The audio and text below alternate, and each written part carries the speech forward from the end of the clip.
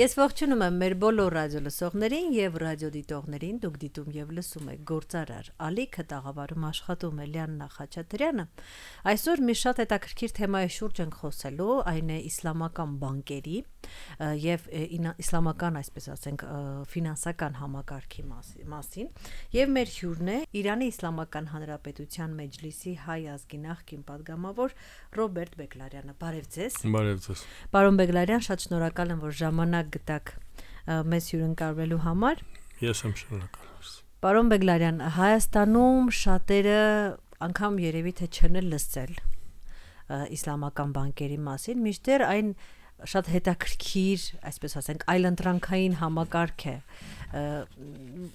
Աշխատող, չաշխատող դա այլ հարց է, բայց այլընտրանքային համակարգ է եւ շատ կուզեմ, որ այսօրվա հաղորդման շրջանակներում փորձենք մի քիչ բազային տեղեկություններ, մեր ռադիոլսողներին եւ ռադիոդիտողներին հաղորդենք, դերևս սկսենք հենց առաջին բուն հարցից։ Ինչ են իսլամական բանկերը։ Վերստին շնորհակալ եմ հրավերի համար։ Ինչպես դուք արտահայտվեցիք, այո, իսկապես ինքնին հետաքրքիր թեմա է եւ օրստորե զարգացել։ Նույնիսկ արևմտյան երկրներում անհավատալի, այսպես տեմպով զարգացումներ է ունեցել։ Հետևաբար, եթե ուզենանք մի քիչ արմատներից գալ, մենք գիտենք, որ այսպես արաբական աշխարհում, հատկապես այն աշխարհաքաղաքական աշխարհագրությունը, որ մենք այս պահին կոչում ենք Սաուդական Արաբիա, որը իսլամ կրոնի ակունքներն այնտեղից էլ սկսում։ Մեքքան Մեդինա, Սաուդյան Արաբիայի տարածքում է, չէ՞։ Արաբները ունեցել են հակառակ դրան, որ այսպես անապատային կյանք են ունեցել, բայց նաև սերտ կապեր են ունեցել առևտրական տարբեր հարևանների հետ, որովհետև հենց հին թե ներողություն, թե թագավորական ճանապարհը, որ Ջադե Շահի էր կոչվում Աքեմենյաններից եւ նրանց հետո Մետաքսի ճանապարհը ինչու՞ չէ, բոլորը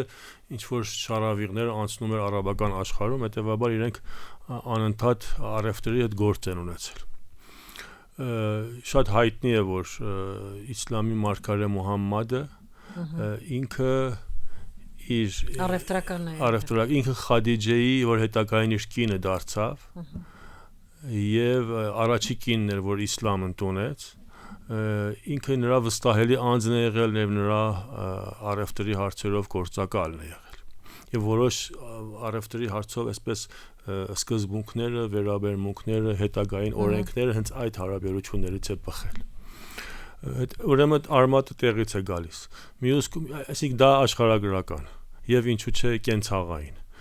Բայց նաեւ չմոռանանք, որ յուրաքանչյուր կրոն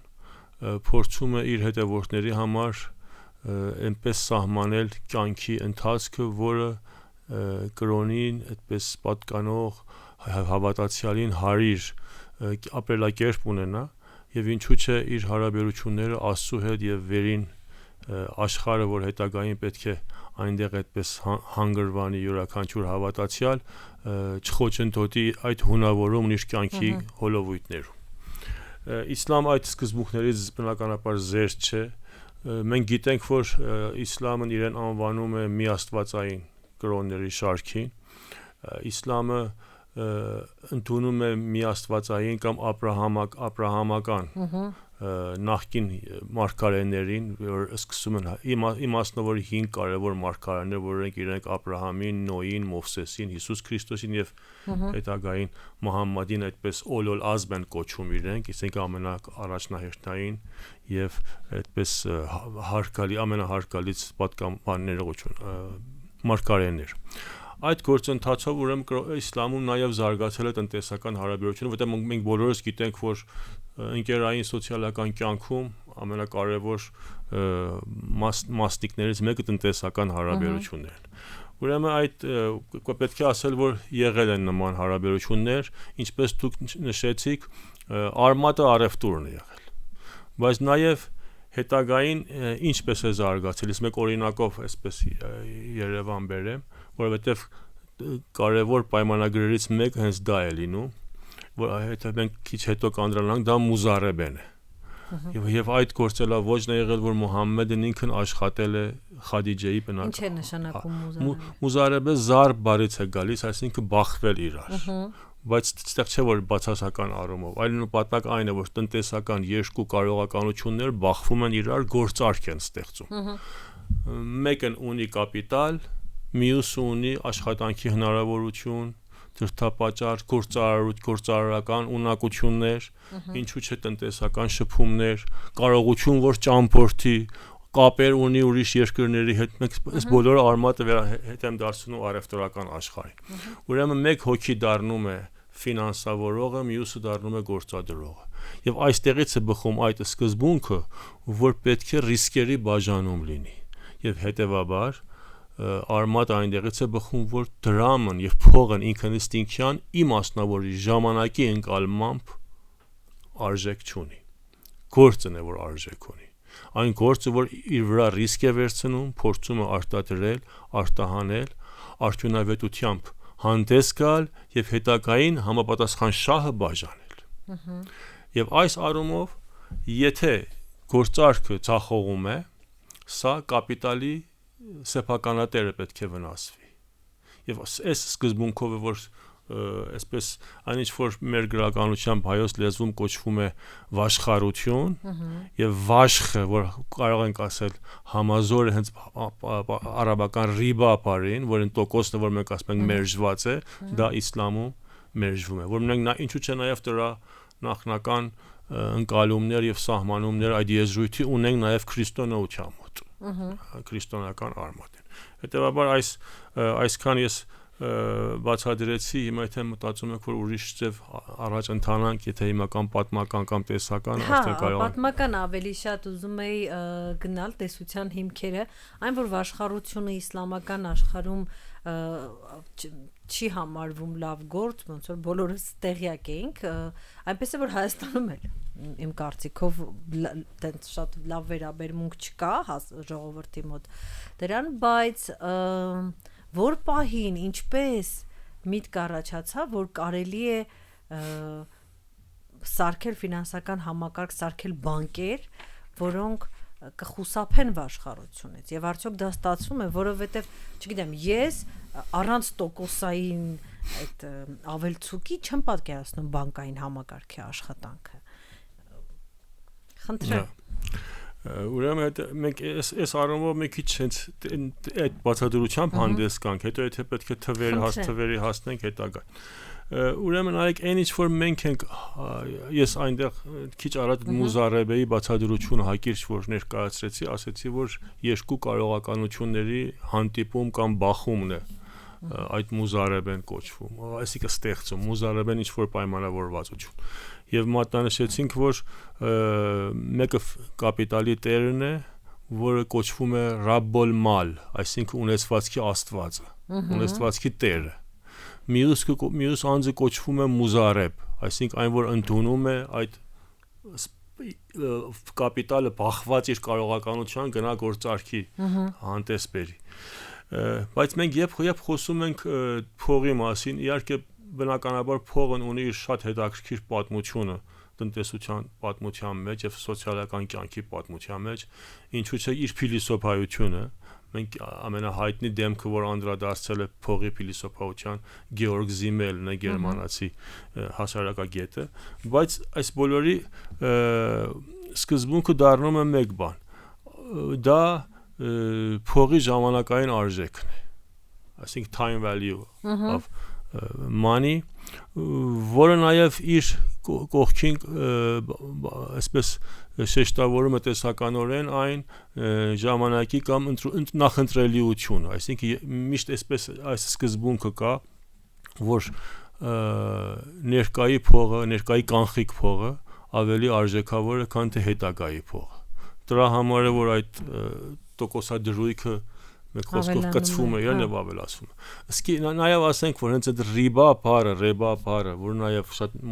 մոտիկ է այդ վաշխ բառին, որ մենք ասում ենք, արմատը պահլևերեն վախշ բառն է, որ այսինքն ավելանալ, ավելցուկ ստանալ։ Հիմա ըստ իսլամի ժամանակը այն գործոնը չէ, որ փողին պետք է ավելացնի կամ փողի արժեքն ավելացնի, այլ աշխատանքն է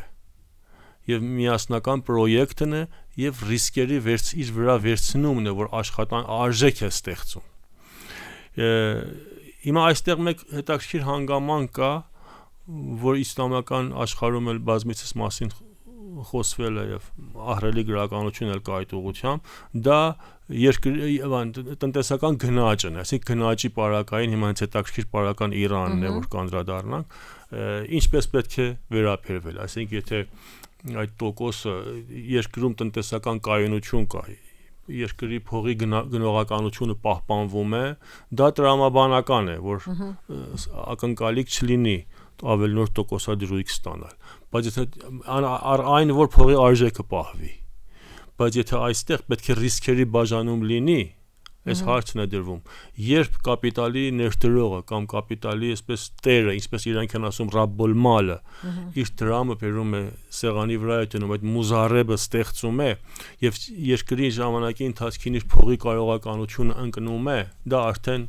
ինչպես պետք է բացատրվել։ Բայց այսքան էս մի պահ դնենք այն կողմ, հետեւաբար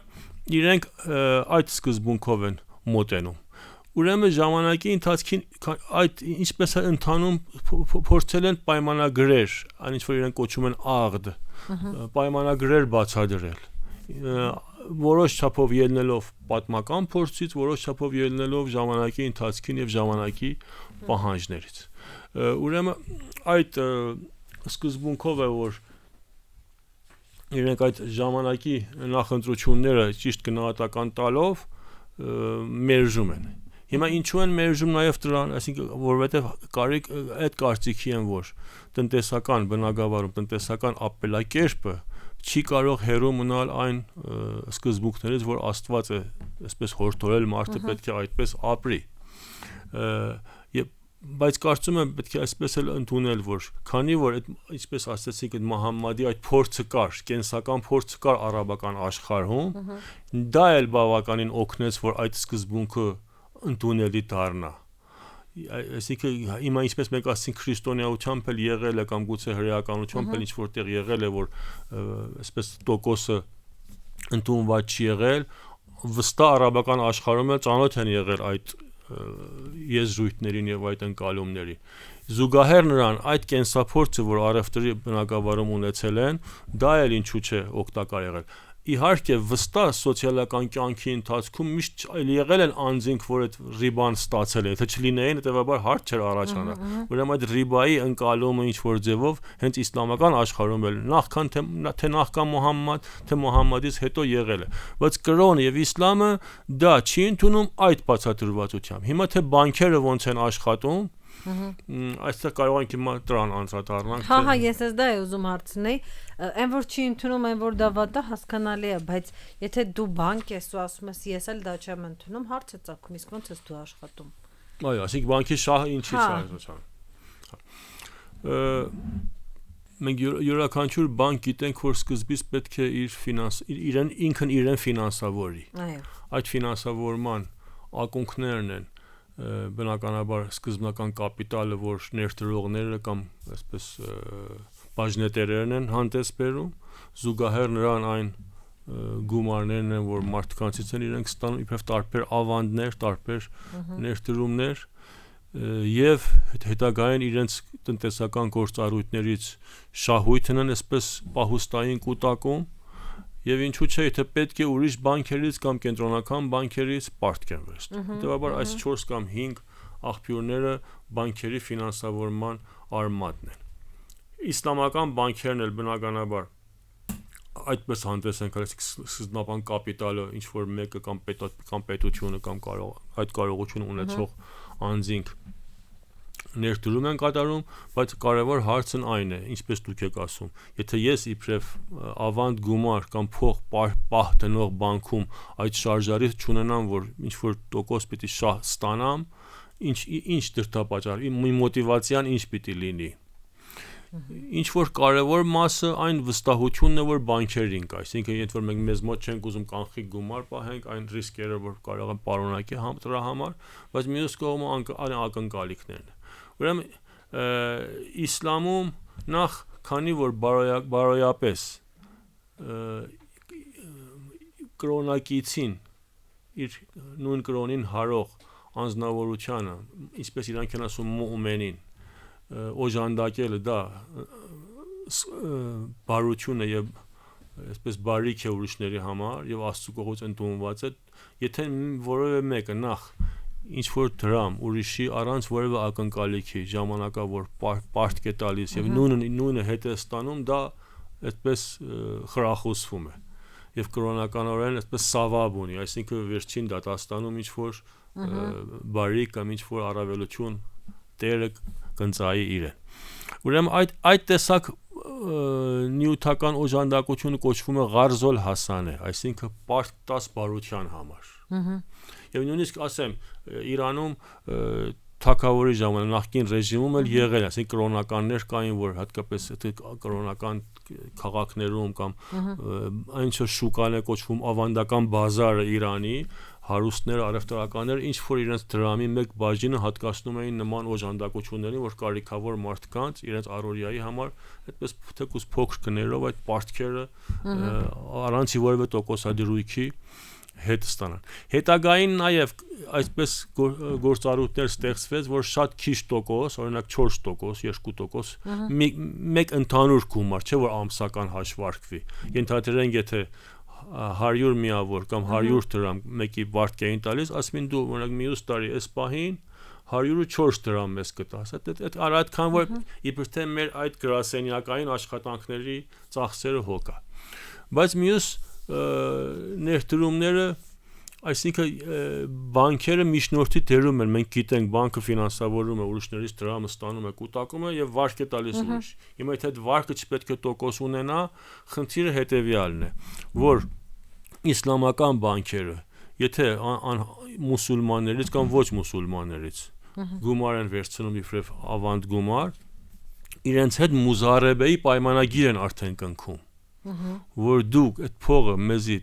պարտք ես մեզ տալիս ես մեզ մոտ դնում ես ավանդ, առ այդ որ ես բանկս իմ հայացողությամբ ներդրումներ կատարեմ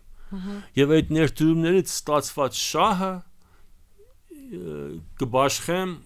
որովհետեւ անհատները մեկ հոգի ոչ են կարելի հազարավոր մարդիկ այդ փողը մեկ խոսքով լցվում այդ լողարանի մեջ, այդ դրամային լողարանի մեջ, հետեւաբար պետք է հատկացումներ կատարվի, այսինքն տեսությունը սա է, որ ես բանկի հետ պայմանագիր եմ կնքում, ենթադրենք $1000, որ բանկ դու իրավունք ունես $1000 քո հայացողությամբ ներդրում կատարես, ներդրումից ստացած շահույթը այն ժամանակ պայմանավորվածություն կա, ենթադրենք 20%-ը բանկն է վերցնում, 80%-ը տալիս է։ Այսինքն ես չգիտեմ այդ շահույթը ինչքան կլինի։ Այո։ Հիմա ինչքան կլինի, այսինքն ինչ որ չափով, եթե ես իսլամական բանկին փող եմ տալիս, դա ռիսկել է։ Որովհետև կարող ենք ներդրում կատարի եւ այդ ներդրումը շատ վատը լինի ու ես շահույթ ընդհանրապես չունենամ, բայց ես գնում եմ ռիսկի։ Հիմա այստեղ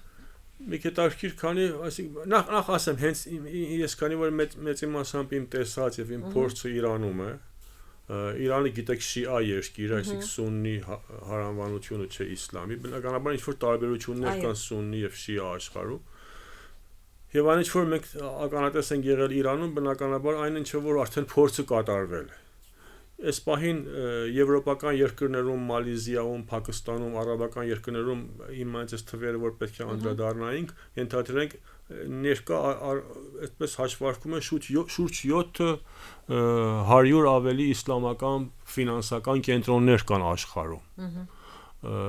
որ մեծ իմաստով եվրոպական արևմտյան աշխարհում են աշխատում, որովհետև նաև իրենք գիտեն, որ մուսուլման հաճախորդներ ունեն եւ այս մուսուլման հաճախորդները այսպես շահագրգռված են, որ իրենց սկզբունքներով այդ փողը օգտագործվի եւ նույն ձև պայմանագրեր են գրում։ Հիմա նախ այս թեման անընդհատ խոսվում է իրանական բանկային համակարգում,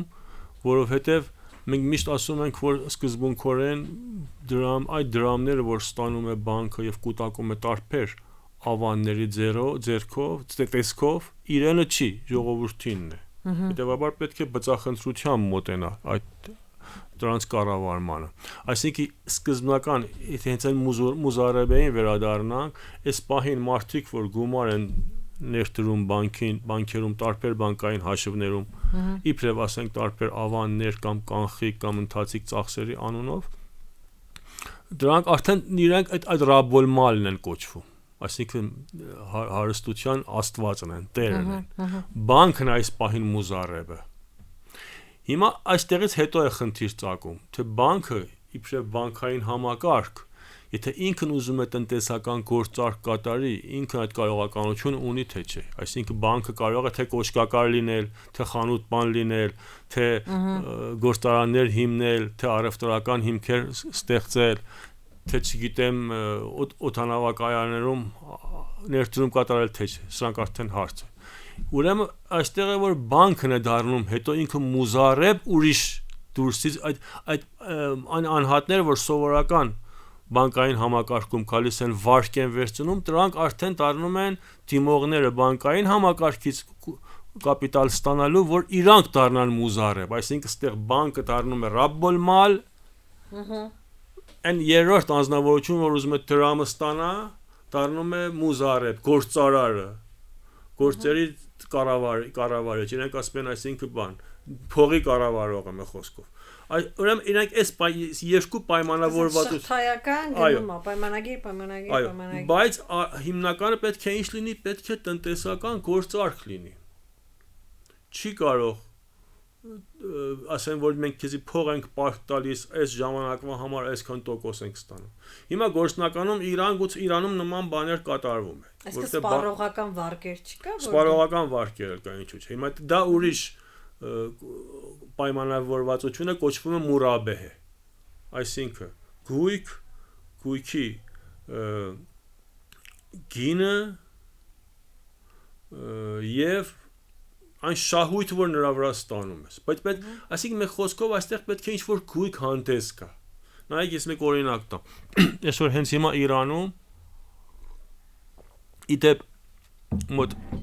մեկ ամիս առաջ մեկ հոգի իմ նախկին այսպես ընտրատարածքի անհատներից որ ծանոթ էի դիմեց ինձ ես բանկային տնօրեններից մեկի հետ ծանոթություններ ունեի խնդրեցի իրեն այդպես վարկ ձևակերպել հենց այդ մուրաբեհի ձևով իրեն տվեցի բայց հիմա ինչպես են տալիս իրեն ասում են մենք քեզի այդ ընդհանրենք հիմա ինքը եթե հիշում եմ 300 միլիոն թումաներ ուզում իրեն ասան մենք այդ 300 միլիոն թումանը քեզի այսպես բանկային քարտի մեջ կտանք դու պիտի գնաս գնում կատարես փող չենք լցնել քո հաշվին քարտի մեջ հիմա կարող է հիմա գործնականում շատ հետաքրքիր բաներ է պատահում կարելի է այդ անձնավորությունը գնա մի հատ խանութ-բանի հետ այսպես գործարքի մտնի ասի ես քեզանից ենթադրենք 300 միլիոն թումանի տելևիզիոն չգիտեմ ինչ կառնեմ դու այդ իմ համար ձևակերպիր այս քարտը ես կքաշեմ քո փոզի գործիքի վրա ենթադրենք 300 միլիոնի փոխարեն ինձ 290 միլիոն թուման տուր ես կանխիկ վերցնեմ գնամ գործերս անեմ ուրիշ բանի համար պետք ունեմ ես հերոստացույց չեմ ուզում ենթադրենք այդպես բաներ պատահում է հիմա կառնվազը Իրանում պատահում ուրիշ տեղերի մայիս մոտքի ծանոթ չեմ ենք ուրեմն այդպես պայմանավորվածություններով հանդես են գալի ասենք այդ մուրաբեհ են իհարկե չմոռանանք այն Ղարզոլ Հասանեն էլ դեռ կա դեռ բանկերում էլ կա կամ ենթադրենք եթե երիտասարդներին նորապսակներին այսպես բանկը դրամատրում այդպես Ղարզոլ Հասանեն է այսինքն ասես ես նոր ամուսնացել եք այս պայմանագրի հիման վրա 50 միլիոն թուման ձեզ կտամ դուք ինձ պետք է ենթադրենք ինձ 4% ենթադրենք 50 միլիոնու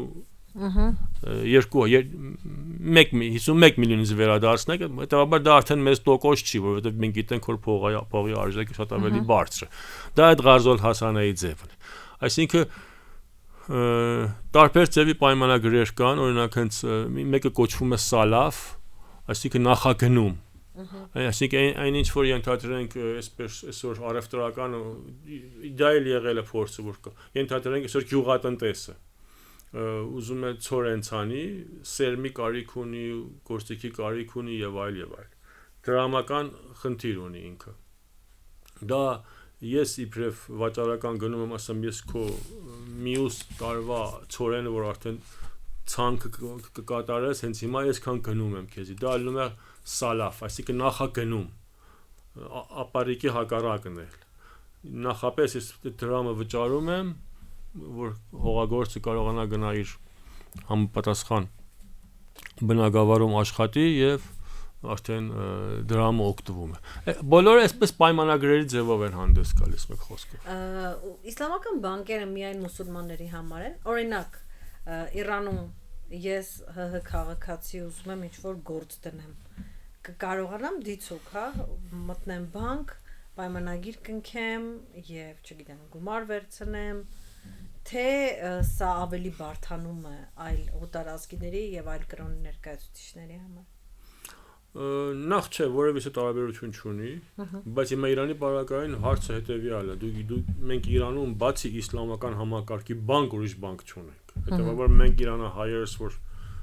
Իրանում ապրել ենք ու ապրում են ժողովուրդը, ինքնաբերաբար երբ գնում են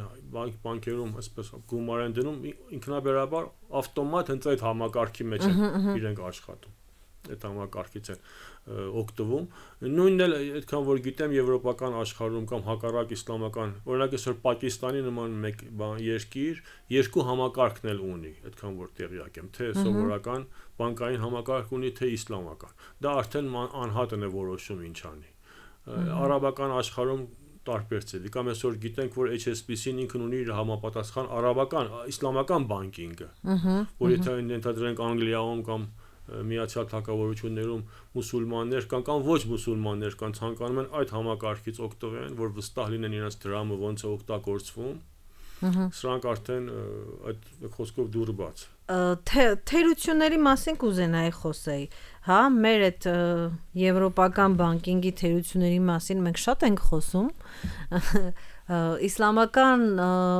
աշխարհում հենց խոսածվող, բարձրացվող թերությունների մասին։ Հենց ինչու եմ հենց իսլամական աշխարհում շեշտում, որտեղ մենք դե կողքից կարող ենք նայենք մեզ մի քիչ տարօրինակ թվա այդ աշխատանքը առհասարակ եւ մենք հենց միանգամից նայենք, ասենք, չէ, այս լավ չի աշխատի։ Բայց այ մարդիկ, ովքեր վստահությամբ են եկել, փորձել են, աշխատել են, ինչ թերություններ են իրանք տեսնում նման բանկային համակարգի հետ, որտեղ գիտենք, որ անթերի դժվար երբևիցե որևէ բանկային համակարգ ստեղծվի։ Այսպես պիտի ասենք, որ տարբեր ֆինանսական պրոդուկտներ եւ գործիքներ, որ այսօր տնտեսական բանկային աշխարհում կա, ենթադրենք էլսինների այսպես օգտագործումը, նույնը կա իսլամական աշխարհում, այսինքն ժամանակի ընթացքին հարցը հետևյալն է, որ կրոնապետները թե առաջարկվել է իրանց եւ թե պայմաններից ելնելով պարտադրվել են այդ տարբեր գործիքների մասին մտածել։ Եվ այդ զարգացումը նաև մենք ականատես եղել ենք։ Հետևաբար ունի իր մարտահրավերները, ինչպես որ դուք ասացիք։ Կարելի է քանի ձևի այսպես որակել, նախ երբ այդ երկար դարերի դատարից հետո հիմա մենք քիչ նաև ակնարկ ենք դառնում պատմականին, երկար դարերի դատարից հետո մեծի մասամբ երբ իսլամական աշխարհի մեջ պետականությունները ավելի հիմնավորվեցին եւ ինչ այդ պահանջները ֆինանսական էլ զարգացավ եւ ինչու՞ չէ մուսուլմանների մոտ այդ հարցը առաջացավ հավատացյալ մուսուլմանների մոտ թե մեր դրամը մենք չենք ուզում ենթադրենք սովորական բանկերում դնել հայտնի չի ինչ կան բանկերն որ ենթադրենք եվրոպացիներն եկել են ասենք Օսմանյան կայսրությունում կամ Իրանում կամ ուրիշտեղ բացել էին քիչ-քիչ այդ միտքը զարգացավ թե պետք է ոնց կառավարենք հետո ինստիտուտները ձևակերպվեց որ հետագային էլա բանկերը մենք գիտենք որ բանկերում ընդունված տերմինոլոգիա կա ռիսկերի մասին թե ինչ ռիսկեր պարունակում ուրեմն ես ինձ թվում է առաջին մարտահրավերն որ եղավ դա հաշվապահական համակարգն էր այսինքն այն հաշվապահական համակարգերը որ պետք է թե որովհետև ամենայն դեպս մուսուլմանը ապրում է աշխարհում եւ ամենայն դեպս աշխարհի հետ գործ ունի եւ աշխարհի բոլոր անձնավորությունները երկրներ եւ ֆինանսական ինստիտուտները չեն որ մուսուլմանական ձևով են աշխատում բնաբար պետք է տանք ինչպես ադապտացվեր եւ հետագային դա շատ իսկապես զարգացավ այսինքն այս բանը մենք ունենք իսլամական աշխարհում այն համապատասխան ինստիտուտը որ իսլամական բանկինգի հաշվապահական ստանդարտներն է թողարկում եւ հայտարարում է եւ փորձում է համակերպել միջազգայինի, որ անընդհատ այսպես զուգահեռաբար զարգանում։ Ուրեմն առաջի քայլը սա էր, առաջի մարտահրավերը։ Երկրորդ մարտահրավերներից, որ կարևոր էր, դա այն անհրաժեշտ պահուստային տոկոսները, որ բանկերը պետք է պահեն։ Մենք գիտենք, որ յուրաքանչյուր ավանդ, որ դրամ մուտք է գործում բանկային համակարգ, պետք է բանկերը ինչ-որ տոկոս իրենց մոտ կամ կենտրոնական բանկի մոտ պահուստավորեն հետագա ռիսկերից խուսափելու համար, ենթադրենք այդ տոկոս այսօր Իրանում 13% է։ Այսինքն եթե 100 միավոր դրամ մտնում է Իրանի բանկային համակարգ, 13 դրամ պետք է պահուստավորվի, 87 դրամը միավորը իրավունք ունեն որևէ տնտեսական գործարքի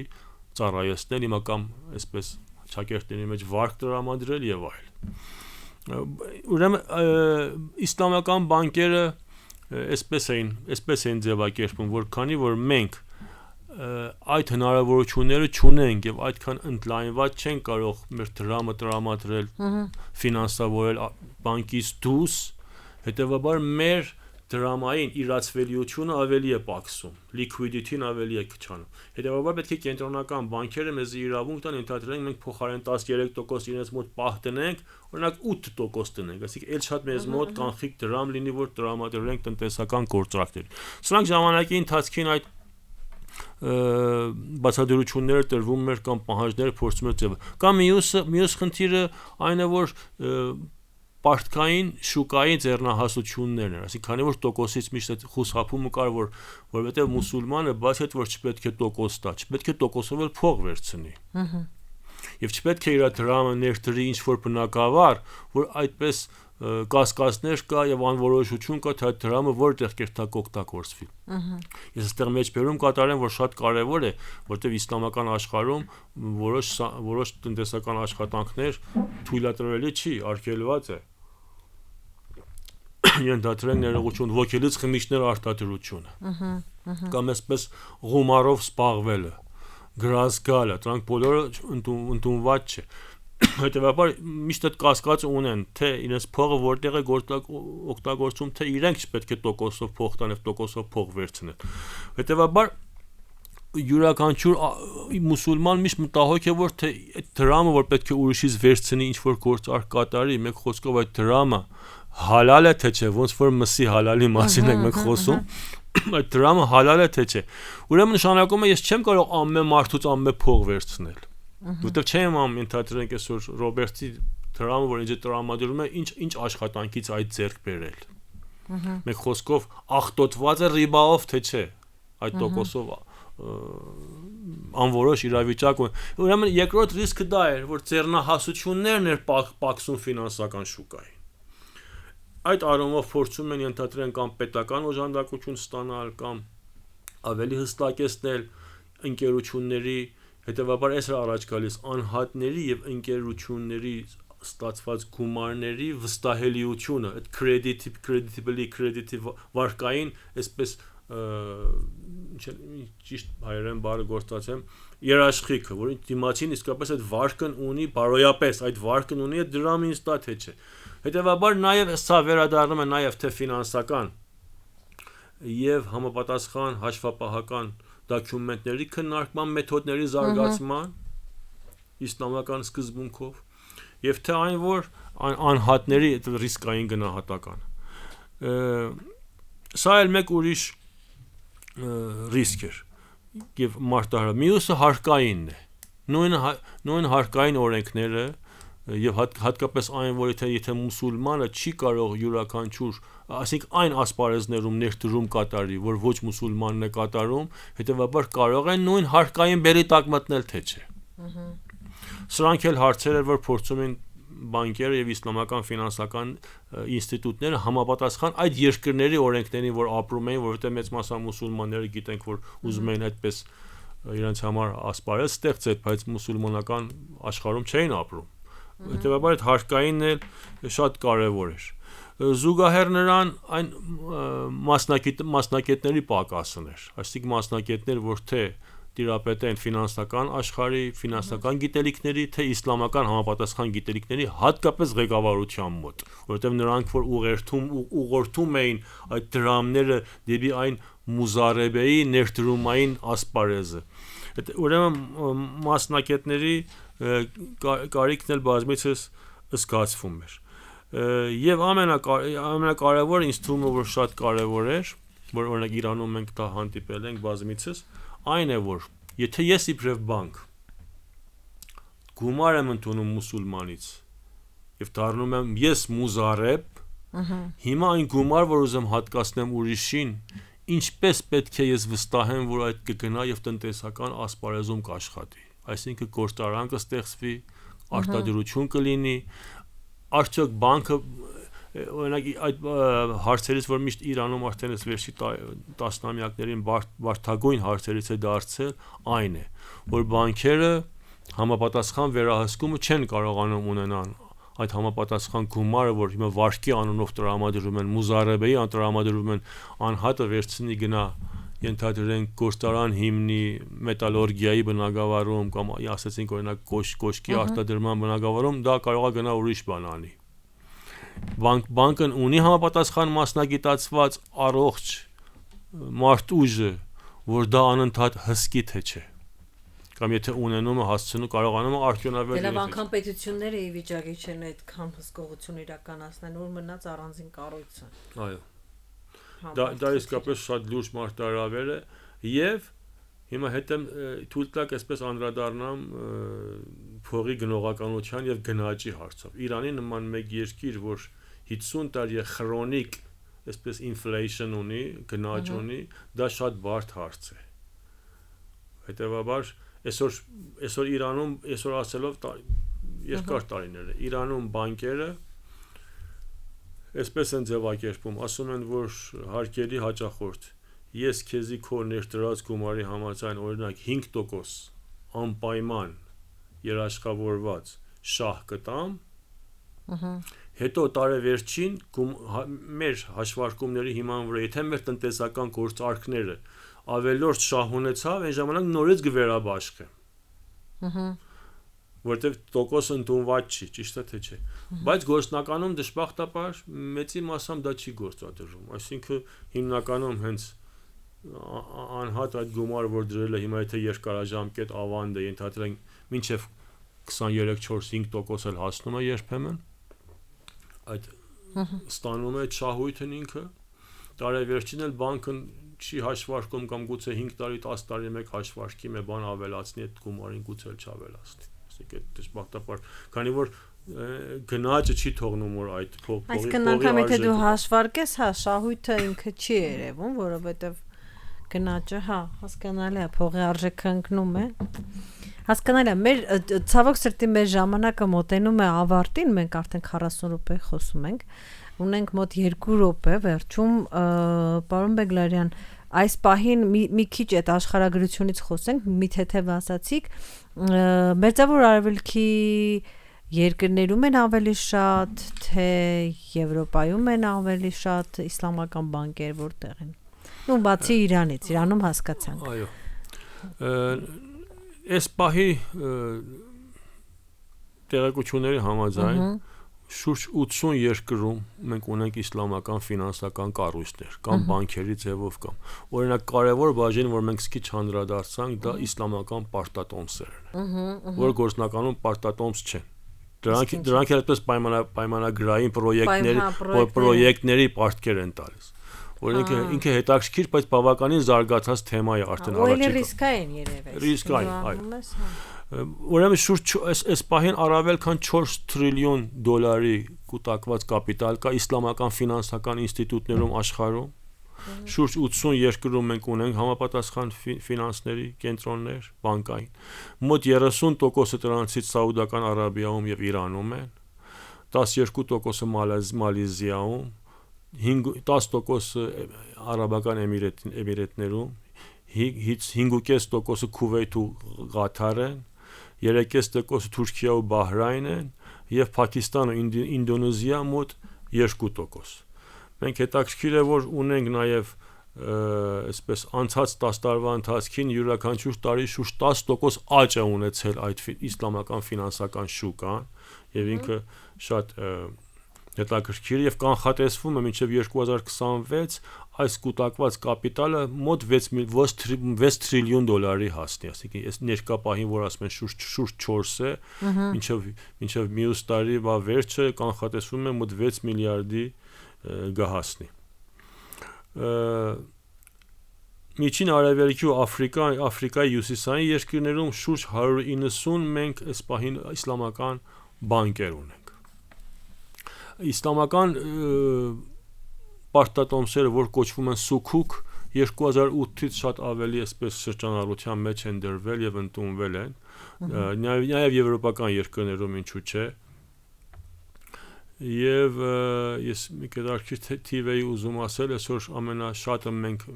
Միացյալ Թագավորություններում, Անգլիայում եւ այնտեղ ունենք